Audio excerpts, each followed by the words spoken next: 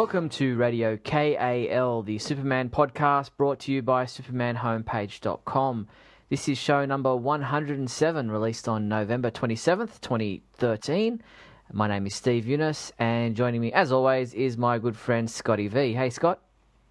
Hello, Steve. What's happening, everybody out there in internet land? It's been an interesting month. We've had a number of things happen that we will obviously be getting into to discuss today. Probably the biggest and most interesting thing for fans out there was the release of Man of Steel on Blu-ray and DVD. What is that? Is that a movie? Have I seen that? Am I aware of this? Actually, this is one movie we can say we actually watched together for the first time in person.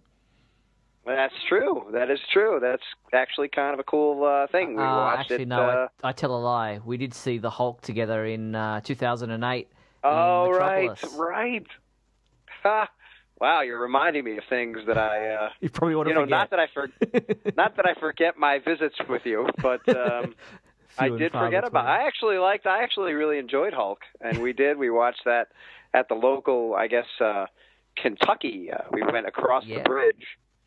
From Illinois to Kentucky and watched the film over there with a bunch of people that were hanging out from the Superman, fans of the Superman homepage and fans of Superman in general. And I guess we all like superheroes, even if they're not Superman. And at that time, Man of Steel's future cinematic efforts were kind of up in the air.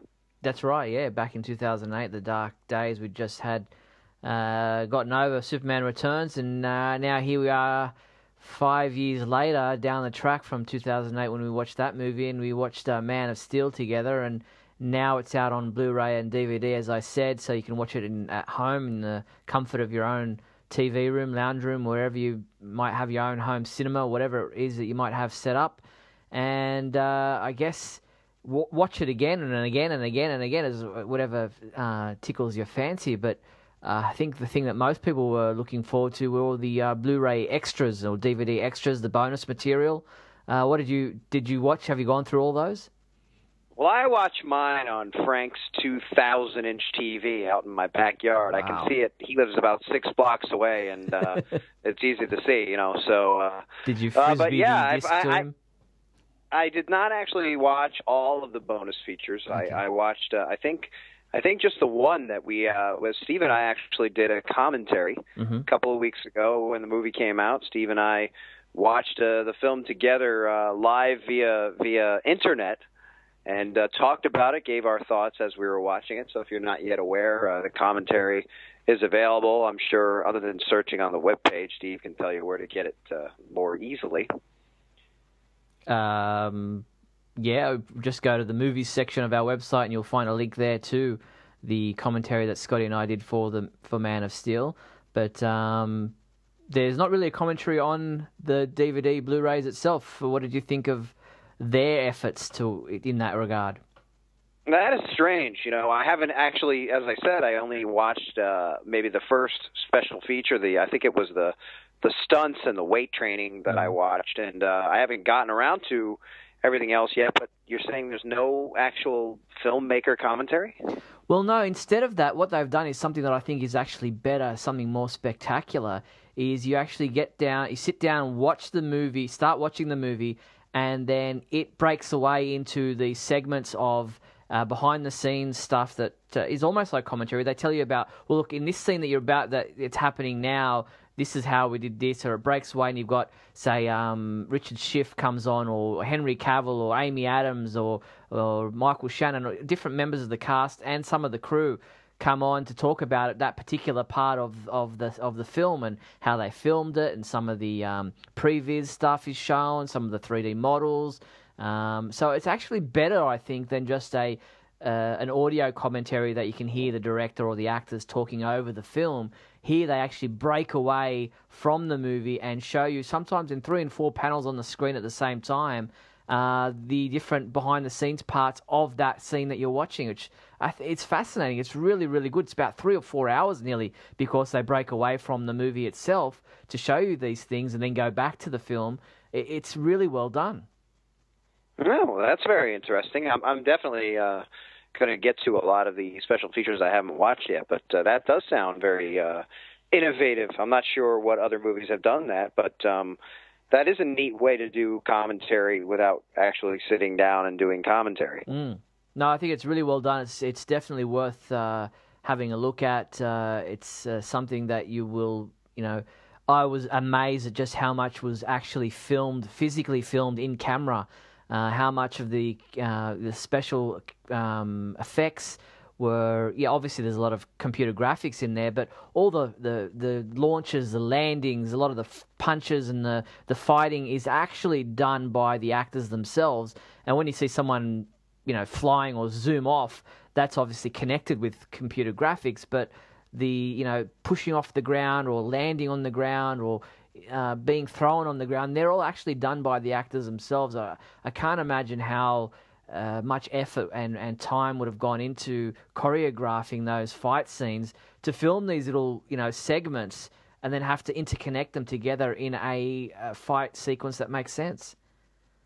Yeah, I watched some of that on the one special feature that I did watch, and it's amazing the steps we've made just even since Superman Returns, we were talking about before, where you could almost tell in a number of scenes what Brandon Routh was real and what Brandon Routh was computerized Brandon Routh, and I love the way they still utilize a lot of wire work here, and they still utilize kind of fast speed camera toward his face when he's flying toward you, and they kind of mix it, as you say, intersperse with the CGI effects, and it really is seamless. I really only noticed myself once or twice during the film where I thought I could see a visual effect. I mean, we know we're watching visual effects as we watch the movie for 2.5 hours, but in general, it was pretty seamless.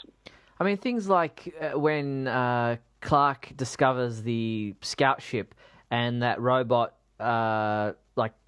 uses its tentacle thing to latch around his arm and try to stop him from, and he's trying to press the command key into the panel there. They used a person in a green suit to jump in and grab his upper arm and pull him away so that Henry would actually have something physical and with weight behind it to fight against in his efforts to get his arm to the command key and push it in. You'd think that wouldn't be necessary, that he would be able just to, pretend that something's holding him back, but they actually used the guy in a green screen suit to help that whole sequence out. Yeah, and it looks spectacular when you watch it. I mean, as I said, it looks like he is grappling with a large Sentry defensive robot there. It doesn't look at all like a CGI effect, even though it is. So lots to look forward to in the bonus material. If you haven't checked it all out, definitely worth the purchase of the home entertainment release of Man of Steel to check out all that bonus material. And in promoting a lot of this stuff, they've been releasing a lot of these clips from the bonus material on the internet through YouTube and their own DC Comics YouTube channel. They've released a number of websites like the Learn About Krypton, which is actually learnaboutkrypton.com.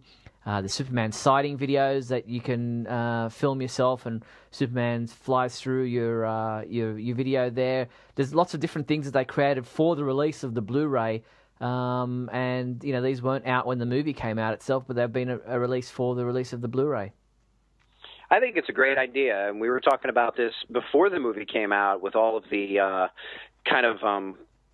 viral marketing that they were doing. That seems like just with the release of the DVD, they're still doing viral marketing, and I love it. I love that they really put all this kind of time and effort and thought into not only advertising their product, because obviously they want to make money, but kind of making Superman more into the public consciousness.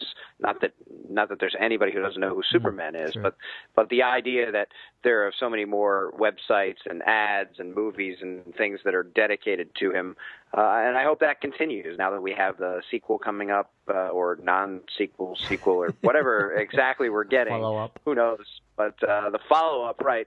I'm sure we'll see a lot more Batman stuff, and it makes some sense, being that Batman's anniversary is coming up too, that they kind of want to combine them, and obviously we've talked about this before. It should be gangbusters money-wise if it's done well, and I just hopefully we don't. For me, a lot of people were not happy with Man of Steel, so a different direction would be good for them. But for me, I hope we don't lose the feel as we move on. But I love all this internet, connection, and people can go and look up things and learn about Krypton, and we're at a point in technology where you could actually film a little bit of yourself talking in the backyard and have Superman, Henry Cavill, swoop in and kind of interrupt what you're doing. And that's something that, aside from being in the age of superheroes on film, which, every few months we can almost look forward to a new superhero movie, I never would have thought 10 years ago that the kinds of things that people can do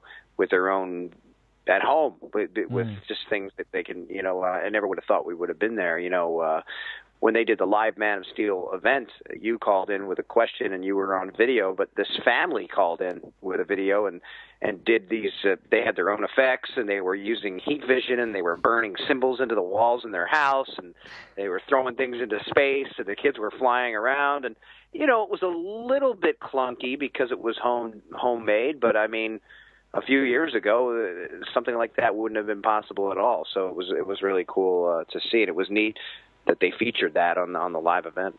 Yeah, we'll get to the live events in some detail shortly. Before we move on from that, I wanted to make mention that the Man of Steel Blu-ray DVD actually topped the sales charts in its first week. Hooray! Which is fantastic. It was up against that snail animated movie. What was it? Turbo. Which was released on DVD and Blu-ray the same week. Other than that, the previous films like Monsters University and those films had been out for a number of weeks. But in its first week of release, Man of Steel flew to the top of the charts for home entertainment sales, which is great. I like to think of myself as someone with realistic goals and outlooks. So, just staying within the realm of what's actually possible. I'm hoping that Man of Steel stays number one every week until the end of time. That's very realistic. I don't think you'll be disappointed at all. No, I mean, I would never exaggerate or try and hope for something that's just not possible. No, you're a very realistic kind of guy.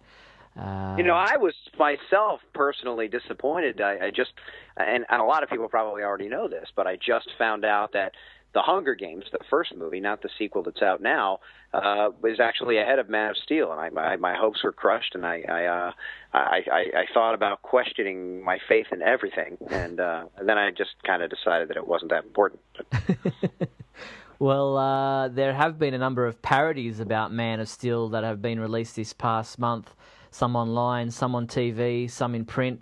Screen Junkies did a Man of Steel, the animated series, a little animated video clip, which was quite funny, if not irreverent, in regards to the snapping of Zod's neck, and Superman just comes in and starts snapping necks left, right, and center, which is funny in itself, but it kind of gets a little bit old now. Well, yeah. We all know that, snapping necks is just one of Superman's many things that he does with great precision. So we don't need to see it over and over again. Obviously, when Lois annoys him, that may be an option. But right now, it's only reserved for situations where there's absolutely nothing else that can be done. Mad magazine or Mad TV show also did a parody, which I haven't been able to see yet. Did you catch that one? I was not even aware that there was a Mad TV show of some kind that still happened.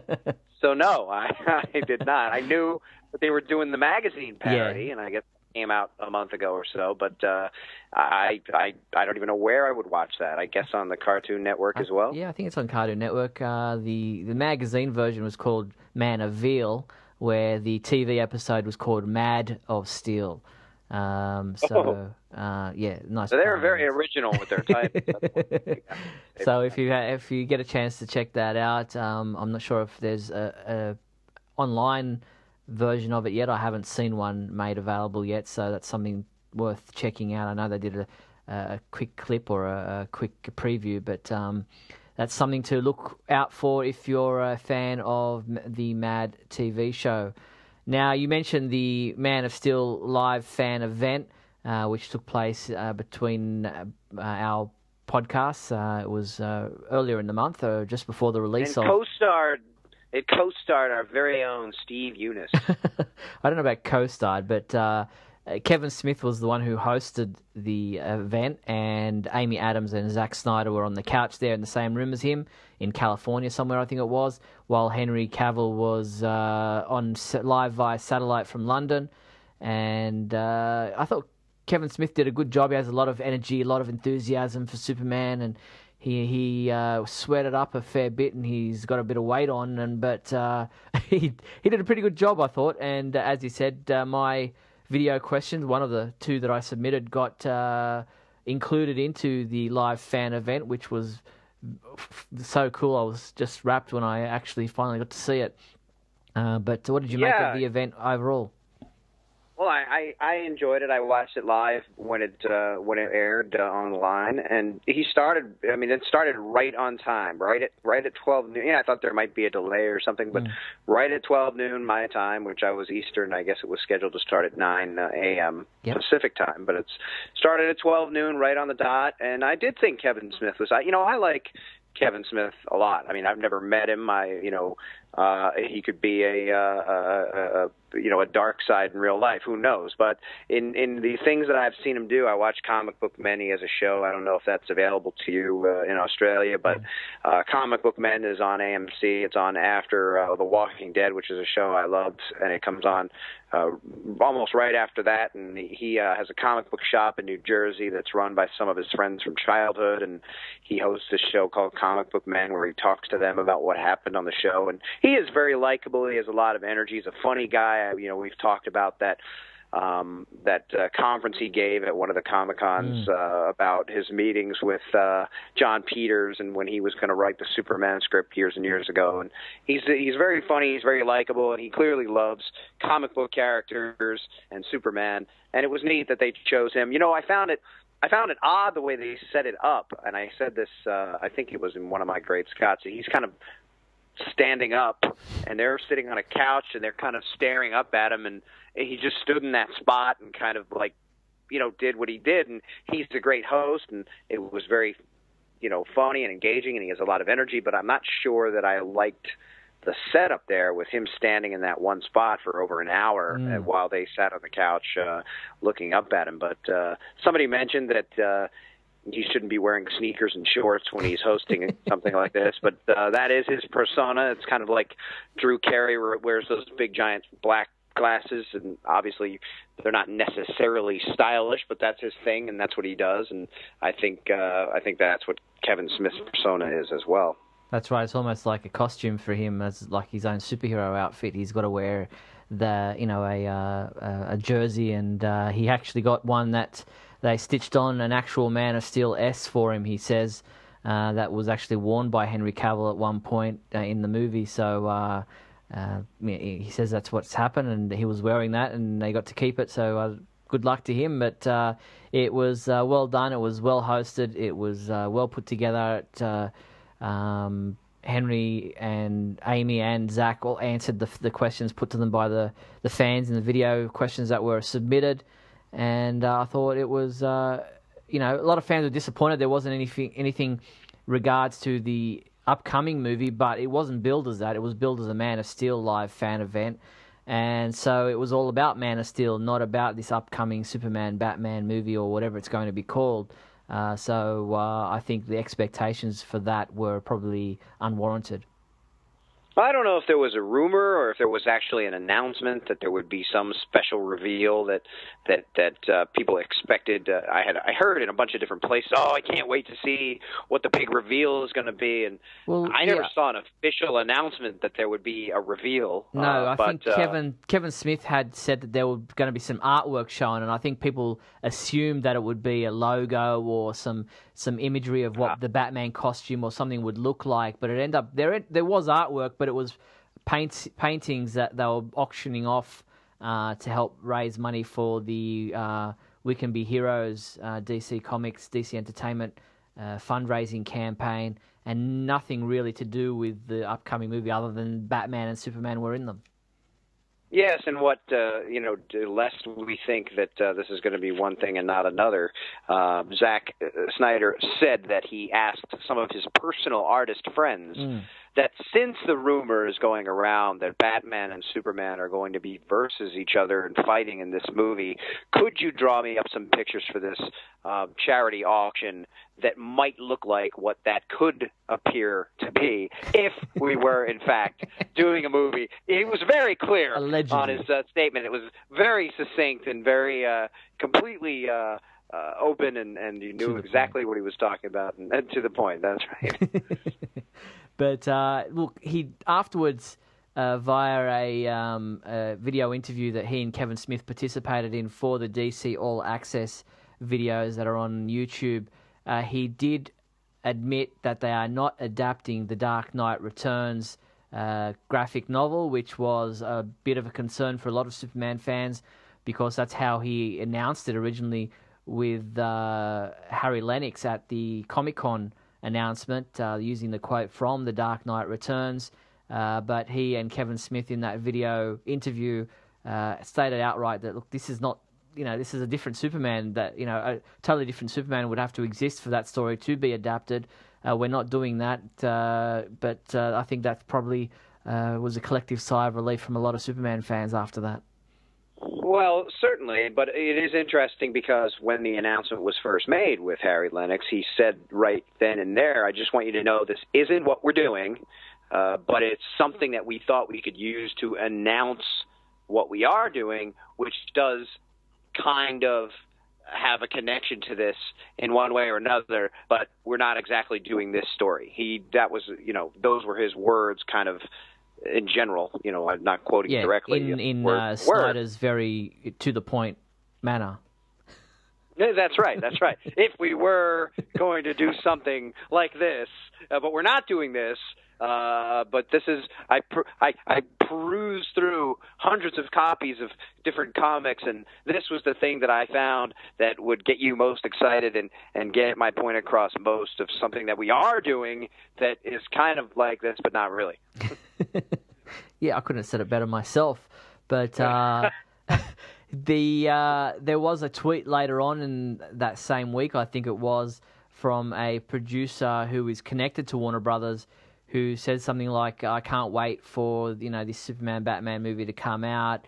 We've got a Batman sitting in his Batcave, semi-retired, using bat clones or bat drones was the word, and not speaking to Nightwing," which started people speculating, was this going to be similar in tone to Kingdom Come? Yeah, there's, as I said, I think last time we were talking, there's going to be rumors over the next 2 years or whatever it is, rumor after rumor after rumor, and you really can only rely on what actually gets released officially because, as we've made clear over the last few statements, Zack Snyder doesn't exactly make anything crystal clear when he does say something.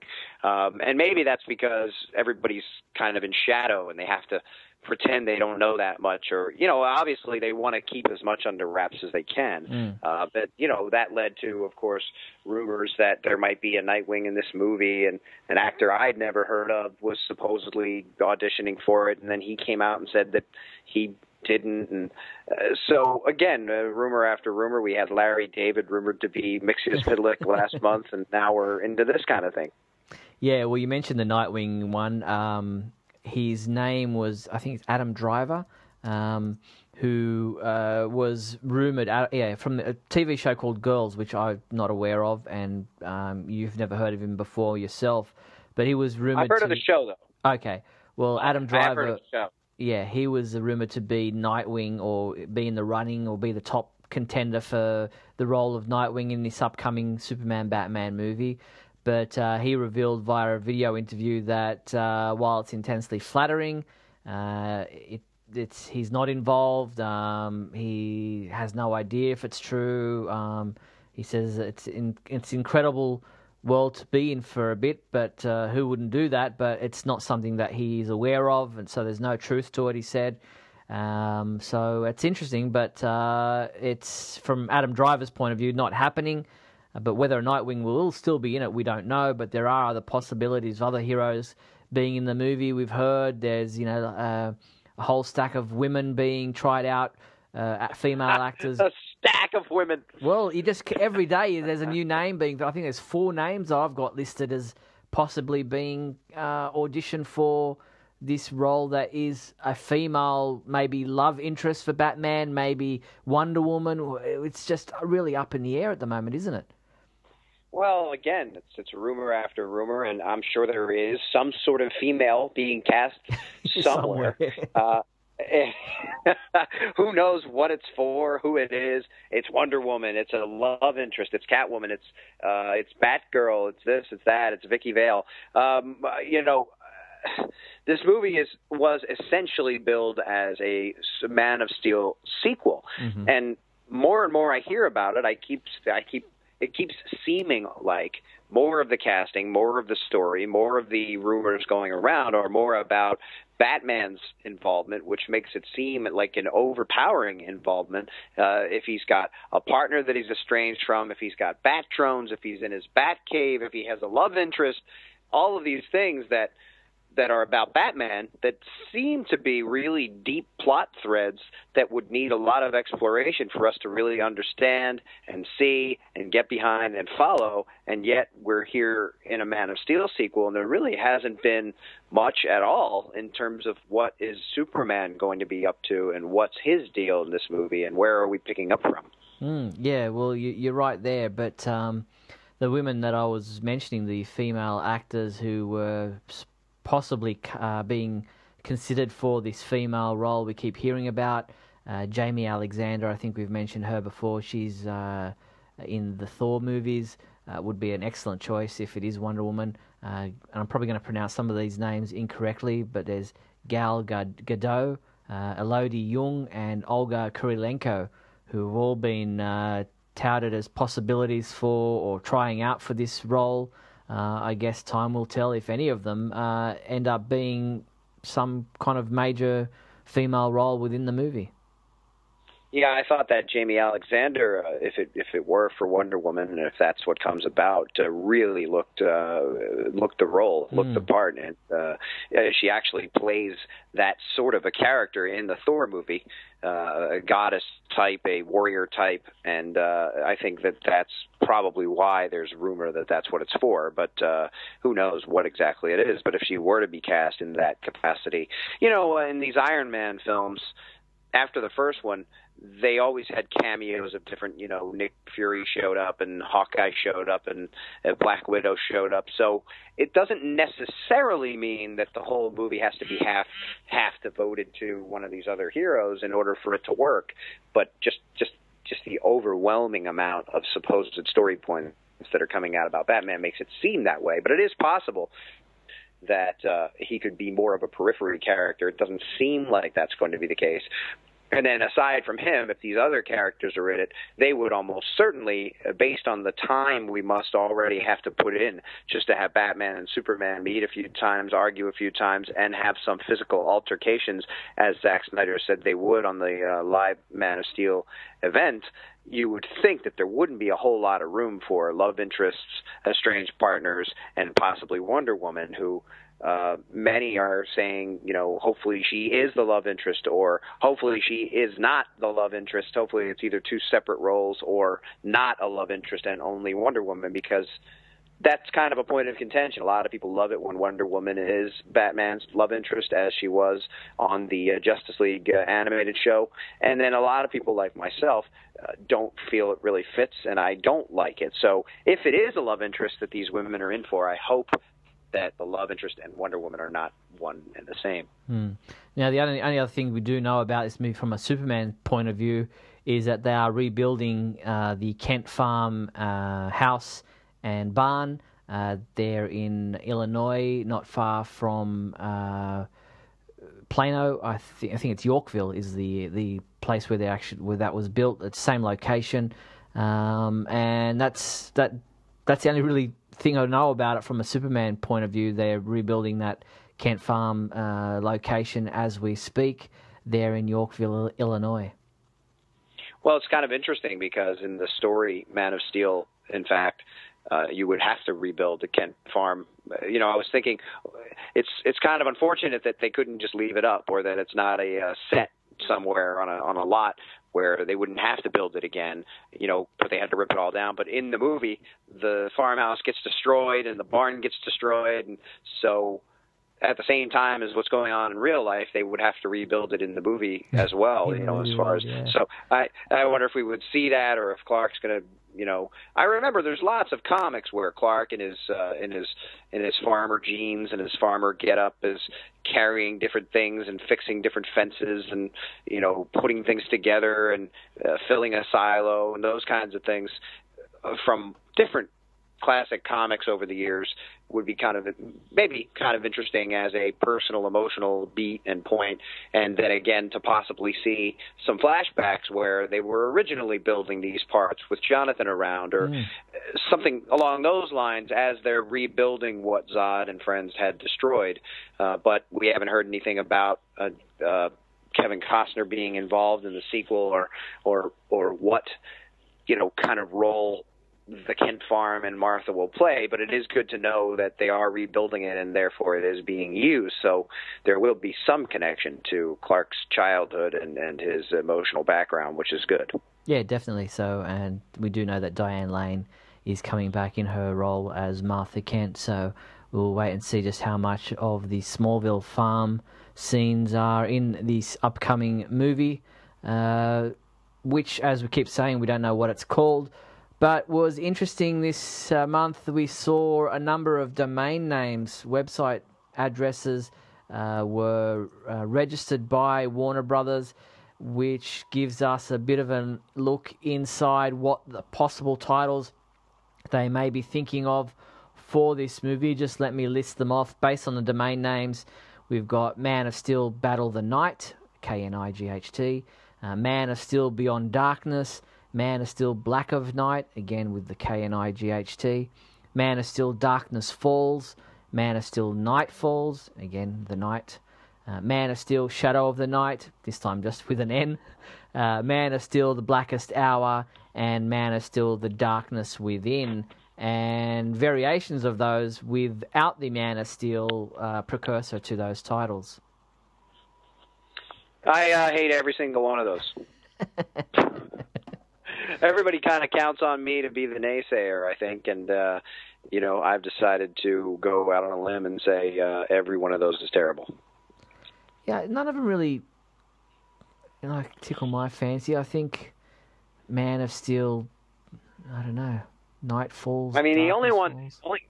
only thing I do like about it, and you say that there were variations of those without the Man of Steel being at the beginning, so I don't even know what I can make of that. And that is that the ones that you've mainly listed are ones that say Man of Steel before the secondary title, which then does imply that it is more of a direct sequel and that this is a plot point that's going on within the sequel. I'm not sure, and I guess we're going to see how. And we can't make decisions until we see more, know more, and possibly see the whole movie. I just don't understand how, in a world that's already been set up where an invading alien force of over 20 superpowered beings with superpowered craft and plasma beams and the ability to move faster than anybody and super strength and all those things, where we've already seen a force like that come and threaten to destroy the Earth, and Superman has had to intervene and barely stop it or whatever, how we can introduce a Batman that will be of any sort of enemy for any sort of time that will present another physical threat after we've already seen the intense physical threat that was faced and defeated in the first film.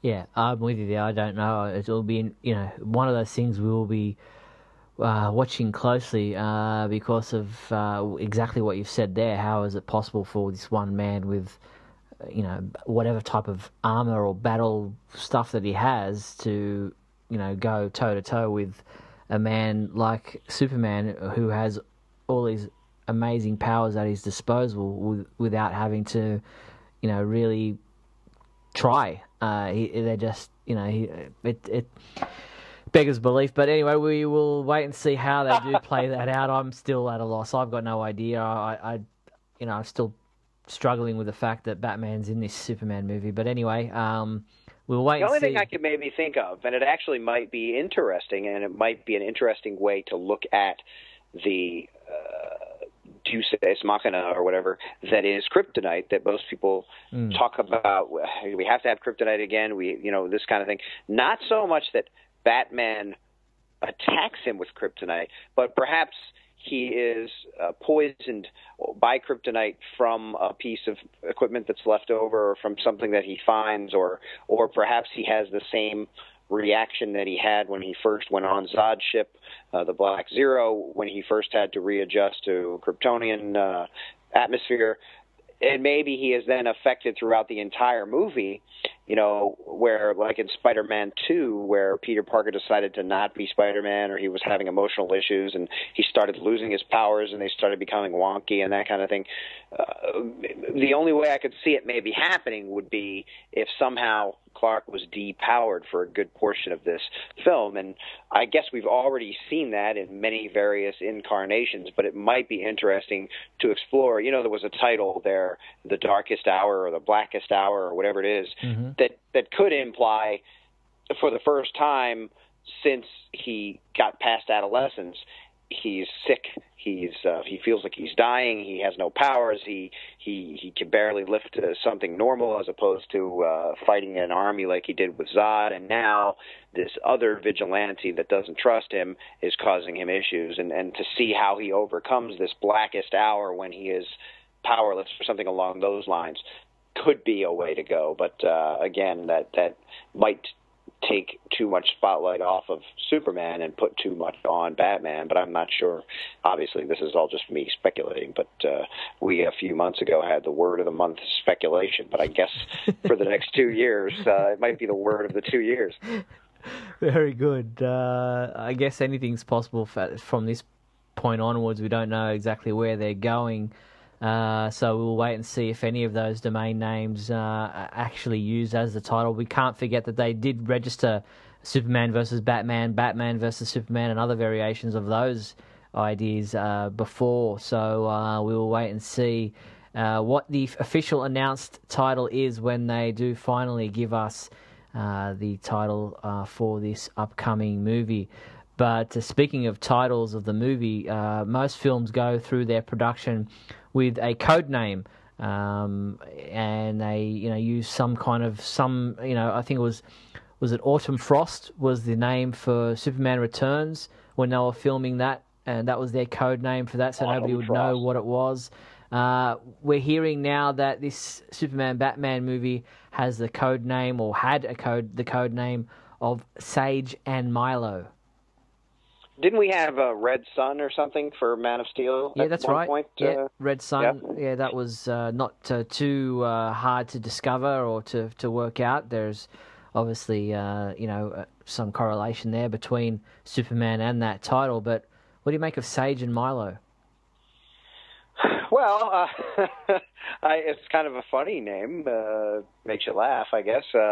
It also seems to imply that the film is Superman and Batman, or Batman and Superman, as opposed to Man of Steel with a cameo appearance by Batman, or Man of Steel with several plot points that involve Batman. That when you have for instance, Lois and Clark, The New Adventures of Superman, was a TV show that featured Superman occasionally, but was about the interplay between Lois and Clark and how their relationship developed and how they came to know each other and eventually love each other and were involved in crime fighting together.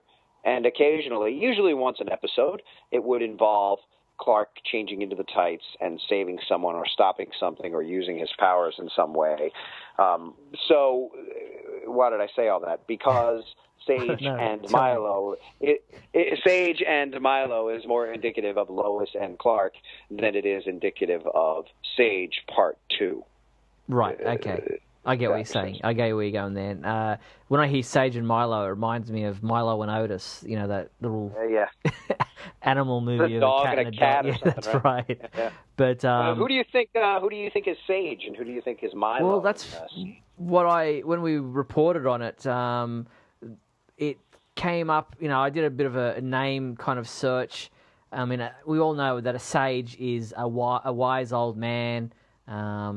So, you know, where Milo, in some name books and things that you can find, is for someone who is a leader, has confidence and discipline. I guess both characters have, you know, wisdom and have leadership and confidence and discipline. But a sage being a wise old man would lead me to believe that Sage would be Batman. And then Milo is Superman, who's a leader, has confidence and discipline. I mean, that's just speculation. I don't know. Again, speculation. No, that's exactly what I was thinking too with the word sage. Milo, I didn't look up Milo. I was just kind of thinking my own personal knowledge of what a sage is, and that again led me to think Batman's name first again. Makes me fear for where this movie is going. Well, I mean, Milo, I don't know, is a chocolate drink here in Australia. Do you have Milo in America? I do not believe we have Milo, the chocolate drink, in America. No, we have Yoo-Hoo. Okay. Should we call it Sage and Yoo-Hoo? You could. Yeah, Milo is one of those powdered chocolate drinks. You know, you put 2 scoops into milk and you stir it up and you have a chocolate drink. So I guess it's very similar to something you've got there. We have Bosco here. Oh, okay.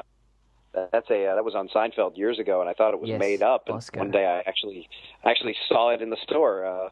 It's very very generic looking. It's like red, blue, and white letters or something on a plain label. And I bought it once. It tastes just like Nesquik or probably Milo. Well, Nesquik is another one. Nesquik is very similar. We've got Nesquik here, so I'm guessing Nesquik is probably the closest thing that I could think to Milo. But we're getting off track. Welcome back to the Chocolate Milk Podcast, everyone. For this hour, we're going to talk about the various grains of chocolate milk mix that you can make. Well, look, if Superman was going to be connected with something, chocolate milk would be good. Well, that's true. You know, they have those little, in some of the comics, I'm sure you've seen them, where they have the milk mustache. Yeah. Got milk? Batman, actually, that had the chocolate milk one. Right, okay. Make it dark, but a chocolate milk is a good thing to have heroes attached to. Very good. All right, well, let's move away from our movie discussion because we've already done that with our chocolate milk discussions. But That's right. We'll move into comic books where we're seeing this Krypton Returns saga crossing over between Superman, Supergirl, and Superboy. Yeah, you're not enjoying it.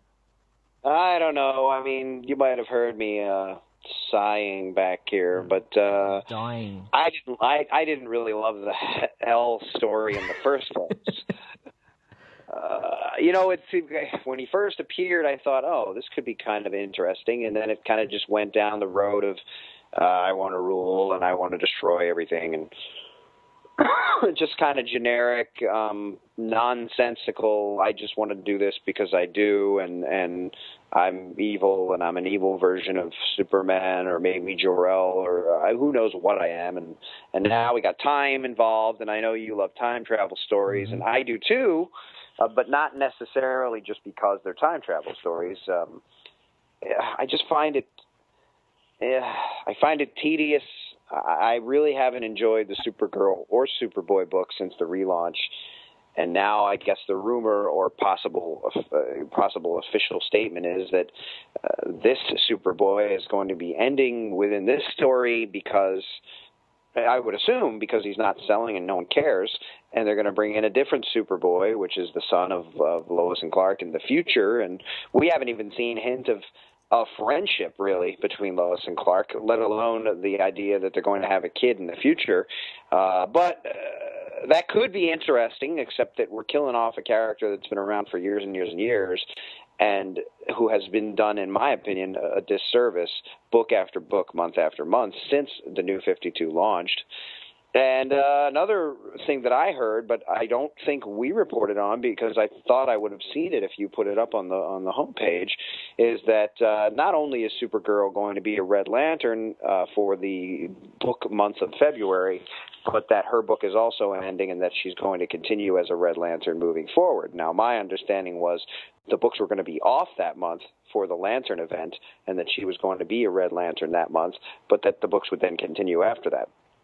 Yeah, well, I think we announced it was from one of the conventions where Scott Lobdell came out with the Superboy announcement about the death of Con, and also mentioned that Supergirl would be leaving the Superman family and, as you mentioned, would become a Red Lantern.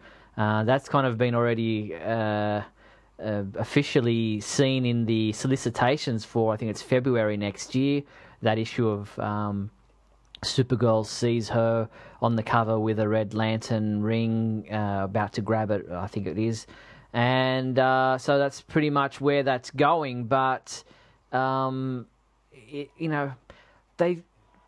usually throw these things at us to make us, go, oh my God, but, this is going to happen. How that they can't do this. And then people start having a fit and, start protesting and what have you. But, whether or not Supergirl ends up leaving the Superman family of characters, I find that hard to believe. I think it might be a saga, a storyline that they decide to play with, and then she'll eventually come back to being Supergirl. And I don't know. It will be interesting to see how that plays out. I thought I had remembered reading that she would leave her book for that month, and that her book wouldn't be there for that particular story. Yeah, well, it's a possibility. That was crossing over to many of the DC books, and that it was another one of the Lantern time. They had the Blackest Night, and they had the Dead Lanterns or whatever they were, and now this. But who knows? And then again, I'm a little off topic, but yeah, the Krypton Return story. I haven't been enjoying it. What about you? Look, it hasn't done enough yet for me to say whether I'm enjoying it or not. It's flipping around a lot. You think, the Superboy title is going to be just about what's happening with Superboy on his, Krypton Return saga, but they jump around between what's happening with Supergirl and what's happening with Superman. It's almost like we're back to the triangle titles, the numbering again, where each comic is just continuing on the other, regardless of who is on the title or who's on the front of the book. So in that way, it's not, if you're reading just Superboy for Superboy, well, then you're totally confused if you haven't picked up Supergirl, or if you're just reading Supergirl and you haven't read the Superboy issue, you don't know why she is where she's at. You have to pick up all three books to be able to follow this Krypton Return saga, which is not necessarily a bad thing and probably what they're aiming for in the sales department of DC Comics. But from a fan perspective, if you're only reading a particular book for that particular character, then you're going to be probably disappointed at having to purchase the other books because you need to get them to be able to follow the story. I can't imagine that and I'm sure, and maybe I'm saying this because I want people to write to us, but I can't imagine that there are any new fans that are only picking up Superboy or Supergirl, and I don't think I can imagine any old fans that ever only picked up Supergirl or Superboy. I could see you only picking up Superman. I could see you picking up both Superman and one of the others, or I could see you picking up all three. I don't know. Maybe some women or some young girls might read Supergirl, but this particular version has not been really friendly to children. I don't think that Khan's book has been friendly to children either. So I think the idea that, at least in this family, same with Batman, I don't picture any fans just picking up Nightwing or just picking up the Harley Quinn title. I think if you're a Batman fan, you therefore then know those characters through Batman, and you might be interested enough in their continuing arcs that after you read Batman, you would then read Nightwing. But I don't picture a lot of people only buying Superboy. I'm sure it happens, but I don't really think that that's that much of an issue. And you're right. I think crossovers like this are meant to get people to buy, and in my view, get Superman readers to buy Superboy and Supergirl, which are probably not selling that well for those months or however long it goes on. I guess 1 month in this case. And as far as the story not doing enough yet for you to know, there's only one more issue left, and it concludes. So that's the thing. I get what you're saying, and I guess I could say the same thing, and maybe that's why I don't like it. But we're 3 issues in. There's 1 issue left, and you don't really know if you've seen anything yet. It's just kind of bouncing around, time tornadoes. We're stuck here. We're not stuck here. My mom hates me. She doesn't hate me. He killed my dad. No, he didn't. He might kill the other Kara, but he didn't. It's just, and it's strange, to see this Kara, suddenly try to protect Superboy when we know her in the future, our time, to hate clones and to hate Superboy and to think he's an abomination. Yeah, she might not know if he's a clone. I'm not sure if she knows that he's a clone. Well, in the one story, not the original, no. The one from the past, she probably doesn't know. No. But our current Supergirl has made it clear, really, toward both Superman and Superboy, that she really doesn't want to have anything to do with either one of them, which is another reason why I just haven't been that happy with the Superman family, because it doesn't seem much like family. And I know families in real life, as we get close to Thanksgiving here in America this week, there are arguments sometimes around the table. People leave in tears. People come back. People hug. People get back together. There's a drunken uncle dancing on a table somewhere. Things happen in families that don't seem very family-like. But there hasn't been one moment, except for Superman's attempts, which are very, very few and far between, to at least make some sort of connection. There hasn't been very much about them that makes them seem related in any way. All 3 of them. None of them have had very much interaction, except in this and the other KAL storyline, where they were kind of forced, and then suddenly they're like brothers, or he's like an older father to Superboy, or an older brother to Superboy, and suddenly they're trading snarky dialogue back and forth when they've barely even seen hide nor hair of each other through the entire 2 years before that. And Supergirl, as I said, has just been a pissy little, punk from the very beginning, and doesn't want to have anything to do with anybody. So it's very, very annoying, and I could see where if you were a fan of Kara beforehand, that this could be very disheartening, because and I know they're trying to make her more edgy and more aggressive and more, I don't know, relatable to Earth teenager, I guess, but I don't think Kara's likable at all, and I think Superboy's stories are just dull and boring, and it seems to be the same story month after month with just a different face on the villain, and then he gets controlled, and then his powers are out of control, and he's attacking people he doesn't want to attack. The only books for me that have had any sort of staying power for me have been Superman and Action, and they have been iffy as well at times. Yeah, well, the comic, the Krypton Return saga is wrapping up another issue, as you stated. So we will see where that goes, and maybe next month we'll come back and see whether or not it met your standards or not. We'll wait and see. But beyond that, Young Justice Legacy is a video game that has been released. It's one that we've been mentioning months and months and months ago. It's sad that the TV show ended months and months and months ago, and here this video game's come out just now when Young Justice is nearly forgotten by a lot of people. It's so weird. I mean, I'm kind of interested and want to play it. I wanted to play it a year and a half ago when it was first announced, when the show still was on. And I hope to be able to get a copy. My guess would be that there wouldn't be very many copies produced, that they won't sell very well, and that they'll be pulled from the shelves fairly quickly because, as you said, Young Justice has mostly been forgotten about if it was known by anyone to begin with. It wasn't super popular, obviously, or it would have stayed on. At least that's my, if it was doing gangbusters in the ratings, I don't think any network would pull it off television. So who knows what's going on, why it took so long, or why they even bothered. What I thought was going to happen was that it was going to be canceled and it would never see the light of day. So along that vein, I'm kind of happy. It's a positive thing, but it's very confusing.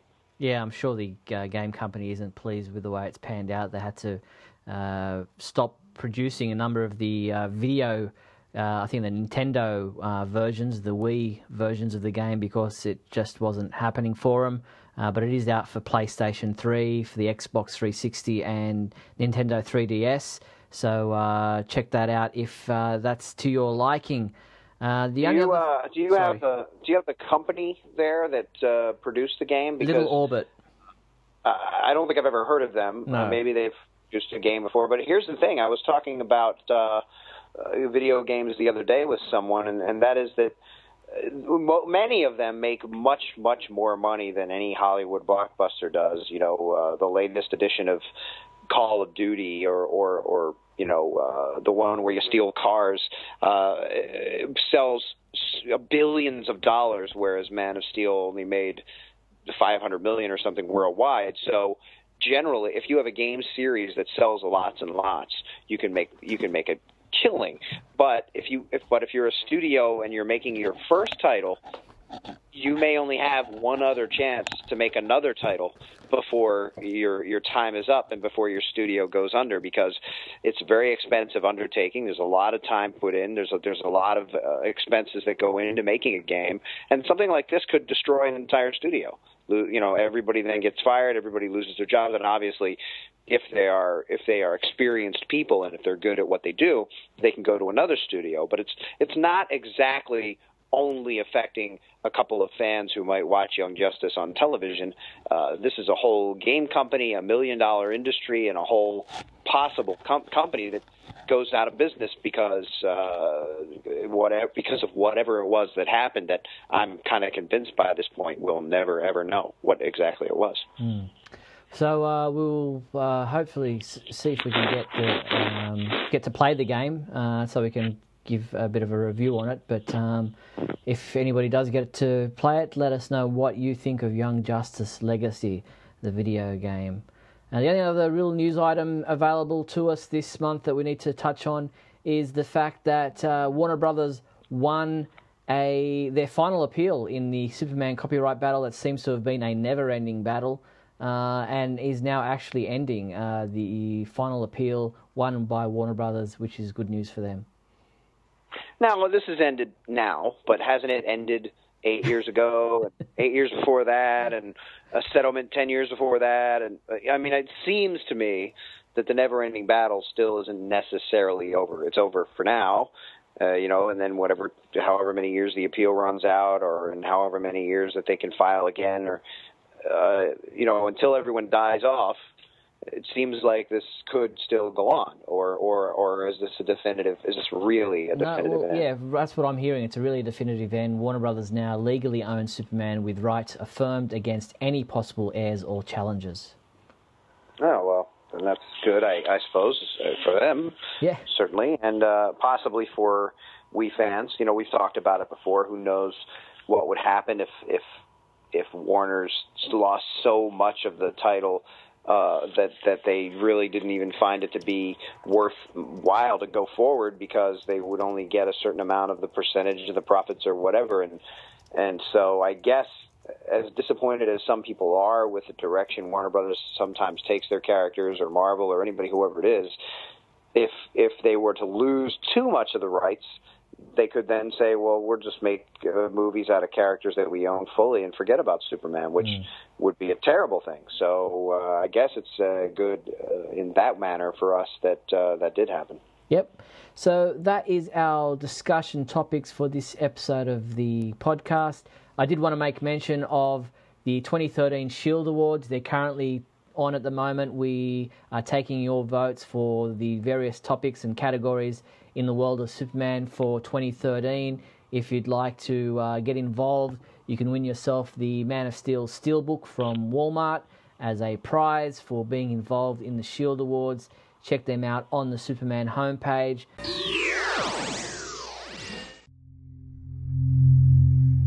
Let's start with the big question. Okay, let's move into the big question segment of the show, where last month our question was, what did you think of the Superman 75th anniversary animated short? Surprisingly, we didn't get anything but one response this time around. That's a bit surprising to me.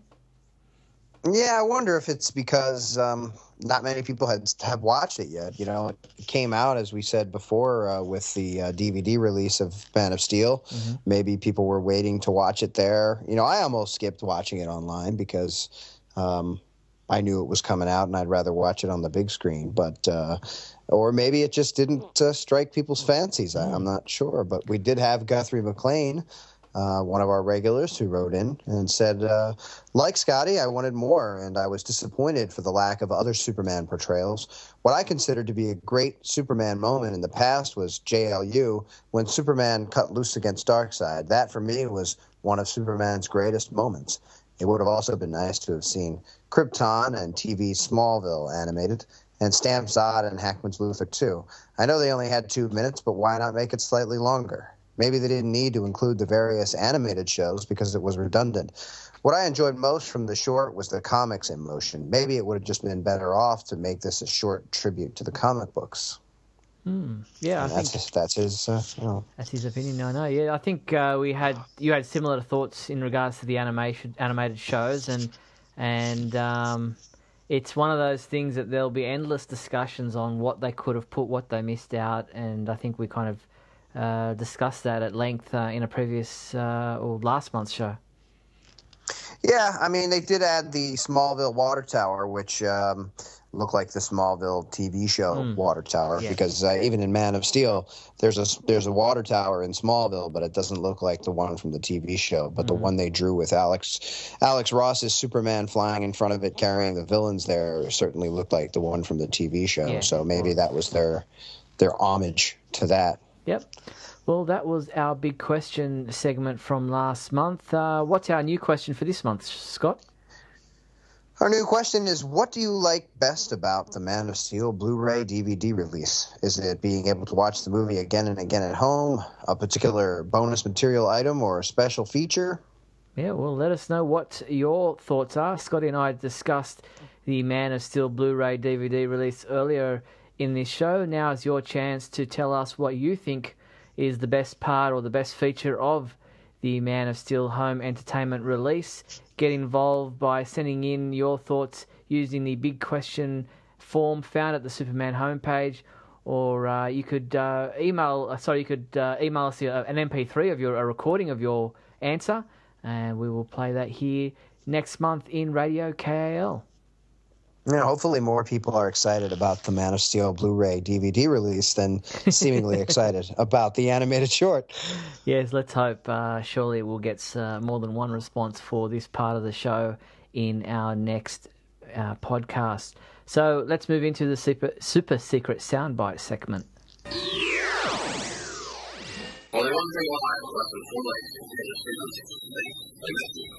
Last month's super secret soundbite came from the Super Friends cartoons, and two people guessed it correctly. They were Jeremy Crawford and Chris G. Yeah, well done, guys. It was a bit of an awkward one to guess. If you hadn't watched the Super Friends in a while, it was a bit obscure, but well done to those two guys for guessing where in the world of Superman it came from. It was indeed the Super Friends cartoons. And here is our new sound from the world of Superman. I think more people might guess where this is from. Silencing me won't change anything. Well, if you think you know where in the world of Superman that sound came from, use the super secret soundbite entry form found at the Superman homepage and send your entry in. Each person who guesses it right will have their name read out here on Radio KAL. I'm laughing at you, you hear? Laughing! It's time now for the Superman comedy sketch. What do we have, Steve? Well, this time around, we have something that we thought we'd better play this month because we're heading very near to the end of 2013, which is, as everybody knows, Superman's 75th anniversary. So here we have Jimmy Fallon from his TV show, his pros and cons of Superman turning 75. It is time to take a look at the stories making headlines today and weigh the good with the bad. It's time for pros and cons. Here we go.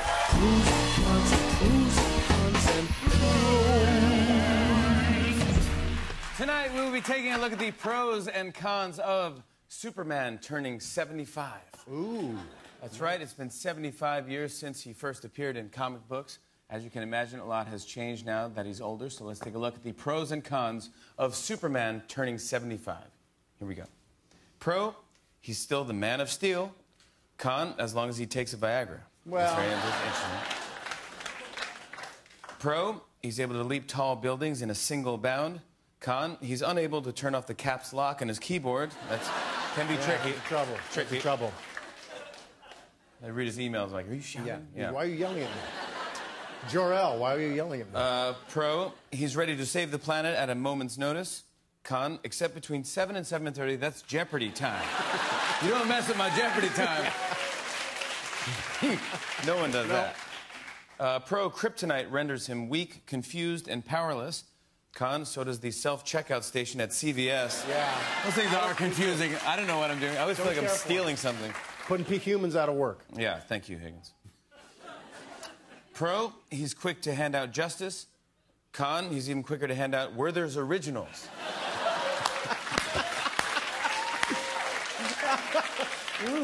Yeah, I had one. Back in my day. Back in my day, we used to eat Werther's by the handful. Pro, he still wears a red S on his chest. Con, only now you can't see it because his pants are pulled up so high. Yeah, that's true. He doesn't care anymore. Looks like a C. He doesn't care. They're not even tights, they're boxers Yeah. now. Pro, he used a telephone booth to change into a Superman outfit. Con, there aren't many telephone booths anymore, so now he has to wait in line to use the bathroom at Starbucks. Yeah. That's annoying. Sad. Like everybody else in New York. That could be annoying. Yeah. Pro, he can immobilize an enemy if he blows his freeze breath. Con, he can kill them if his dentures accidentally fly out. That's tough when that happens. Pro, he's now older and wiser. Con, and just a tad racist. Just a tad. With my Werther's Originals. And finally, Pro, even at 75 years old, Superman can still fly. Con, except now he leaves his left blinker on the entire time. There you go. Those are the pros and cons. Well, there you have it. Funny stuff. I've always loved Jimmy Fallon. Yeah, there's some interesting items on his list there. Yeah, yeah. Very good. All right, well, let's move into our Superman song segment. Superman or Charlie Brown is the name of the song, and it's by Small Town Romeos from their 2002 album titled Superfiction. Yep, here it is. Superman or Charlie Brown by Small Town Romeos.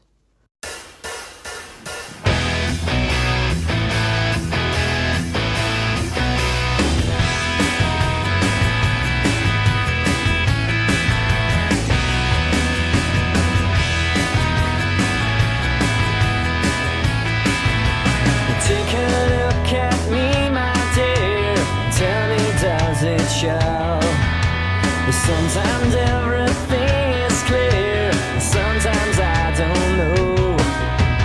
Truth and fear can mix me up somehow. When I try to tell you what I'm feeling now. And today I might be Superman, tomorrow I'm Charlie Brown. Sunny skies and thunder clouds take the best of me. Tell me, Mr. Weatherman, what's it gonna be? Don't take much to really bring me down, but the slightest touch could make me lose that frown. Tomorrow I'll be Superman, today I'm Charlie Brown.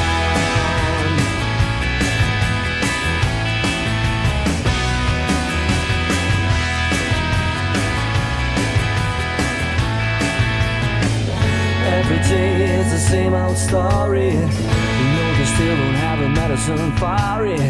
It keeps pushing me around. Baby, I should know how to live my life.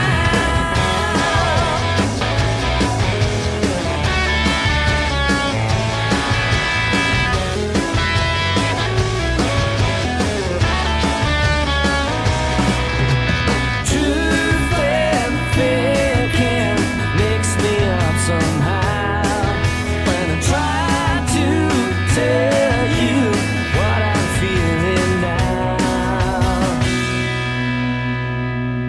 Today I might be Superman, tomorrow I'm Charlie Brown.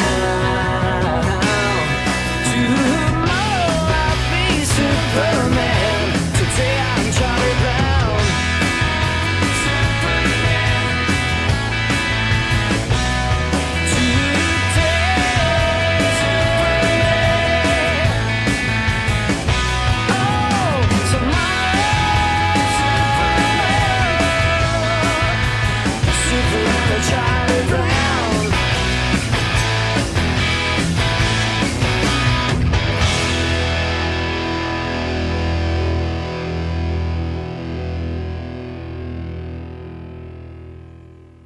Well, there you have it. Another good song here on Radio KAL, and that is our show. A bit of a quicker one this month, but well, we're always open to your suggestions about what you might like to hear on this podcast. If there's a topic you think we need to be discussing, if there's a song you'd like to suggest, a big question you'd like us to ask the fans, a comedy sketch you'd like to hear, or anything else about our show, you can email myself at steve@supermanhomepage.com, or you can reach Scotty via his email address, which is scotty@supermanhomepage.com, or you can use the KAL feedback form found at the Superman homepage, and we'll try to use your suggestions in a future show. But for now, that is our show for this month. Thank you, Scotty. Thank you, Steve, and thanks everybody for listening. Remember, always look up in the sky. You've been listening to Radio KAL, brought to you by supermanhomepage.com.